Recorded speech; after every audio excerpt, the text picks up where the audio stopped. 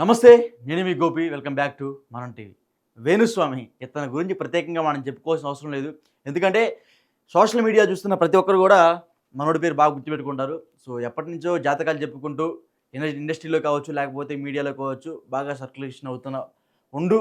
అదేవిధంగా మరికొన్ని విషయాలు కాంట్రవర్సీ విషయాల్లో కూడా మనం వేణుస్వామి అయితే బాగా తలదూర్చడం జరిగింది రీసెంట్ టైమ్స్‌లో మనం చూసుకోవచ్చు. అంటే ఎప్పటినుంచి ఈయనకి ఈ పేరొచ్చిందంటే గత కొన్ని సంవత్సరాల నుంచే ఉంది. అట్ లైక్ శాటిలైట్ మీడియాకెళ్ళి వాళ్ళకి కొంచెం డబ్బులిచ్చి ప్రమోట్ చేపించుకోవడం అనే వార్తలు ఎప్పటినుంచో ఈయన మీద ఉన్నాయి. అదేవిధంగా మనం చూసుకోవచ్చు రీసెంట్ టైమ్స్‌లో అయితే నాగ చైతన్య ఇష్యూలో అయితే మాత్రం ఈయన మీద పెద్ద ఎత్తున దుమారాలు రేగాయి, కేసులు పడ్డాయి. అదేవిధంగా మనందరం తెలుసు, మీడియా ప్రతినిధులందరూ తెలుసు, టీవీ5 మూర్తి గారి మీద ఒక అభియోగం చేశారు అప్పట్లో. అది కూడా పెద్ద పెద్ద కాంట్రవర్సీ అయితే అయింది. సో ఇదంతా ఒక పక్కన పెడితే ఈ టాపిక్ ఎందుకు మాట్లాడుతున్నానంటే ఈరోజు వేణుస్వామి గురించి. ఈరోజు కిమ్స్ హాస్పిటల్ దగ్గరికెళ్ళి, శ్రీదేవి దగ్గరికెళ్ళి పరామర్శించడానికైతే వెళ్లారు. సో పెద్ద పెద్దోళ్ళందరూ వెళ్లారు ఫస్ట్. లైక్ ఎలా అంటే ప్రొడ్యూసర్స్ మైత్రి మూవీ మేకర్స్ కావచ్చు, లేకపోతే దిల్ రాజు కావచ్చు, అల్లు అరవింద్ కావచ్చు. సో వీళ్ళందరూ వెళ్లి ముందు ఆ బాబు కండిషన్ ఎలా ఉంది, హెల్తీగా ఉన్నాడా లేకపోతే అప్డేట్స్ కనుక్కోవడానికి వెళ్ళి అప్డేట్స్ అయితే కనుక్కోవడానికి కిమ్స్ హాస్పిటల్‌కి అయితే వెళ్ళడం జరిగింది.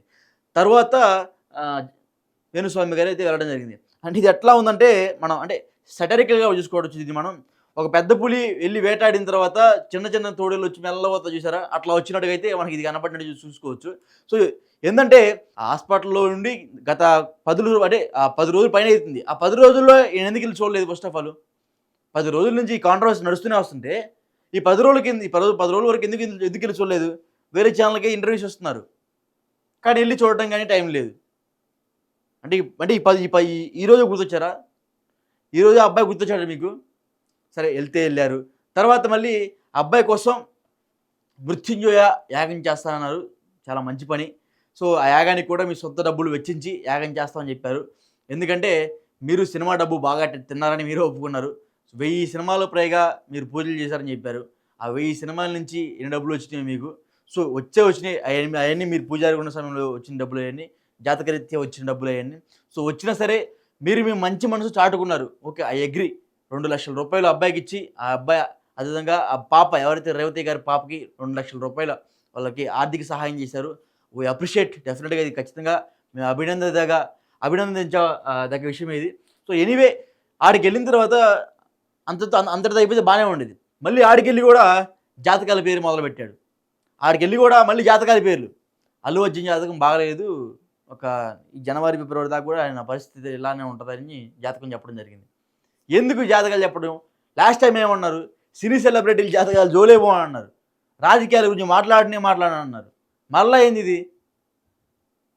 గుంపులో గోవిందంలాగెళ్ళి నీ పేరు హైలైట్ కావాలని మళ్ళీ మీరు వెళ్ళారు. గుంపులో గోవిందం.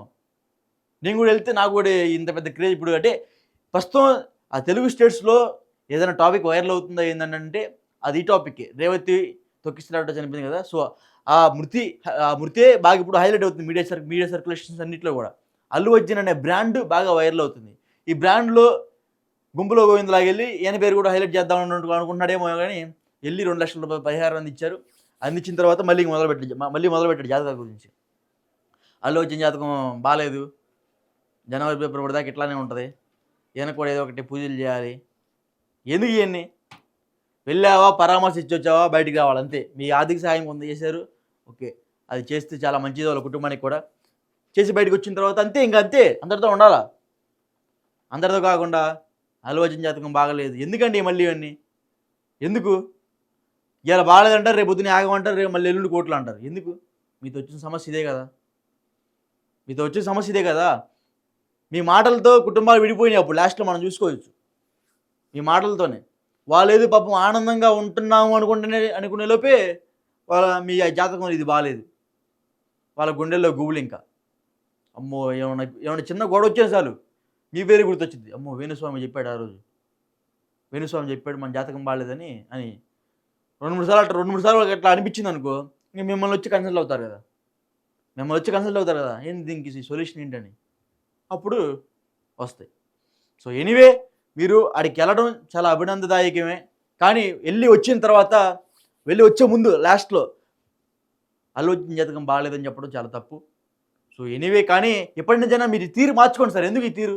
ఏమొస్తది? సెలబ్రిటీల జోలికి ఎందుకు వెళ్ళటం మీరు?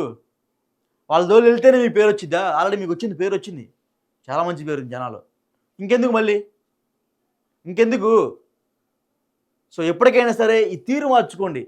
గుంపులో గోవిందంలాగా వెళ్ళి నా పేరు కూడా హైలైట్ కావాలి, వేణుస్వామి 2 లక్షలు ఇచ్చాడు, సరే వెళ్ళిన వెళ్తే వెళ్ళినా కానీ మళ్ళీ అల్లు అర్జున్ పేరు జాతకాలు ఎన్నెందుకు?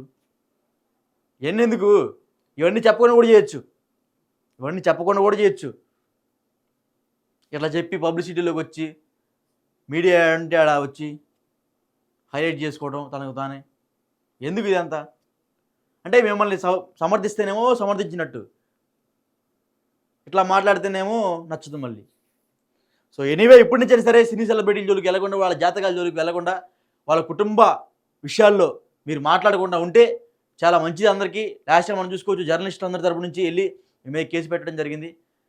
సో ఇప్పటికీ కూడా ఆ కేసు కొనసాగుతూనే ఉన్నట్టుగా మన సమాచారం అందింది. సో ఎనీవే, జాగ్రత్తగా ఉండాలి. ఒక సెలబ్రిటీ గురించి మాట్లాడేటప్పుడు జాగ్రత్తగా ఉండాలి 10 మందిలో. ఎందుకంటే సో మీరు డెఫినెట్గా ఖండించవచ్చు మీ మాటలతో, డెఫినెట్గా మీ మాటలతో ఆయన్ని మీరేమో అడగదలుచుకున్నారో అది అడగొచ్చు.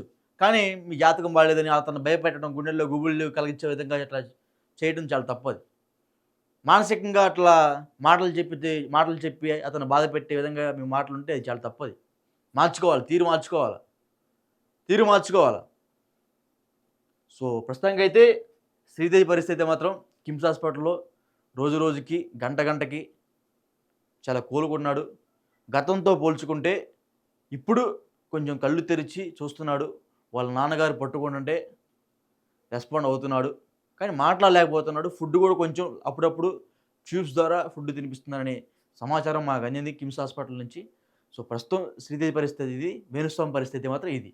సో మీ అభిప్రాయం అంటే కింద కామెంట్ చేయండి.